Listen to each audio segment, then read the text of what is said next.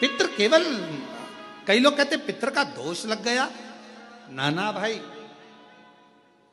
लोग केवल वर्णन करते हैं। कई लोग कह देते हैं कि शंकर भगवान को नहीं भजोगे, शिव जी को जल नहीं चढ़ाओगे, एक दिन जल चढ़ाओगे एक दिन नहीं चढ़ाओगे, शिव जी का शिवलिंग अगर घर में है पूजन नहीं करोगे तो दोष लग जाएगा, शंकर भगवान का दोष लग जाएगा। शिव कभी भी बद्दुआ नहीं देते। जैसे एक बाप एक पिता अपने बेटा बेटी को कभी बद्दुआ नहीं देते। अगर चिल्लाकर बोल भी देंगे अपनी बेटी को अपने बेटे को तो बाद में उसको वर ही देंगे, है तो बेटी ही ना, है तो बेटा ही ना। मेरा शंकर भगवान कभी बद्दुआ नहीं देता,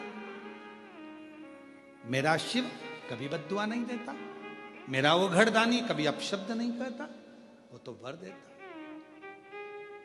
और महादेव नमन चरणों में, महादेव नमन, सब बोलिए सब, महादेव नमन चरणों में स्वीकार कीजिए, सबका किया है मेरा उद्धार कीजिए, उद्धार कीजिए। है त्रिपुंडधारी, है त्रिशूलधारी, है त्रिपुंडधारी, है त्रिशूलधारी। चरणों में तेरे बाबा जी पावन है चारों धाम, चरणों में तेरे बाबा जी पावन है चारों धाम।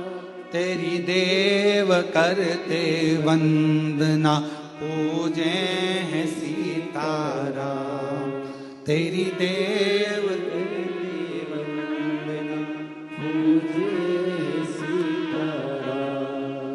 हो जाए पूरी कामना, हो जाए पूरी कामना, वरदान दीजिए, सबका किया है मेरा भी उद्धार कीजिए, उद्धार कीजिए।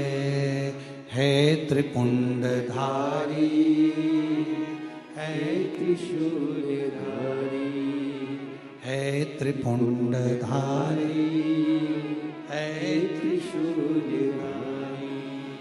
महादेव नमन चरणों में स्वीकार कीजिए, सबका किया है मेरा भी उद्धार कीजिए, उद्धार कीजिए। है त्रिपुंडधारी, है त्रिशूलधारी। बाबा इतनी करुणा करिए, इतनी दया करिए, दया।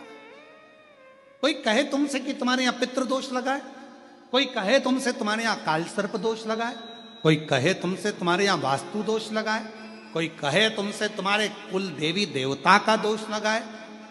एक काम करा करो, एक चावल का दाना घर से लेकर गए, 16 दिन श्राद्ध में जब से कथा सुनी है उसी दिन, उसी पल, उसी घड़ी या दूसरे दिन से प्रारंभ कर दो। कोई कहे पितृदोष है, कोई कहे कालसर्प दोष है, कोई कहे वास्तु दोष है। एक चावल का दाना श्राद्ध पक्ष में साथ लेकर जाओ, घर से एक लोटा जल भर कर लेकर जाओ। पहले चावल का दाना शिव जी को समर्पित कर दो, उसके बाद एक लोटा जल धीरे धीरे बाबा का मंत्र उच्चारण करते हुए पंचाक्षर षडाक्षर या श्री शिवाय नमस्तुभ्यम बोलते हुए और अपना गोत्र बोलकर, नाम बोलकर जल समर्पित करना प्रारंभ करो। धीरे धीरे आपको खुद लगेगा कि मेरे घर का सारा दोष समाप्त हो गया है, सारा दोष, सारा दोष समाप्त। पितृपक्ष में जितना शिव की आराधना कर सकते हो, नवरात्रि में जितनी शंकर की आराधना कर सकते हो उतनी करो। शंकर की आराधना करने से नवरात्रि में शक्ति का बल बढ़ता।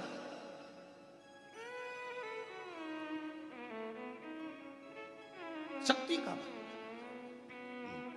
क्यों गुरुजी नवरात्र में शंकर जी की आराधना क्यों करना चाहिए? हमने कहा अगर माता रानी से जो मांगना है तुम्हें। अगर तुमने नवरात्रे में शिव जी की आराधना करिए, शंकर की कथा सुनिए, शंकर की आराधना करिए, शिव स्तुति करिए, शंकर को एक लोटा जल चढ़ाया, मां आद्य शक्ति तुम्हारे पर कृपा करेगी। क्यों? क्योंकि जिस स्थान पर शिवलिंग रखा होता है और जो हस्त कमल है वो मां पार्वती जगत जननी दुर्गा भवानी है। जब हम जल चढ़ाते हैं मां आद्य शक्ति अम्बा जगदम्बा 64 योगिनियों पर वो जल चढ़ जाता है और जगत जननी नवरात्र में प्रसन्न हो जाती है। वो जल की इतनी महत्वता है। आद्य शक्ति को प्रसन्न करना है, नवरात्र में शिव जी को जल चढ़ाओ।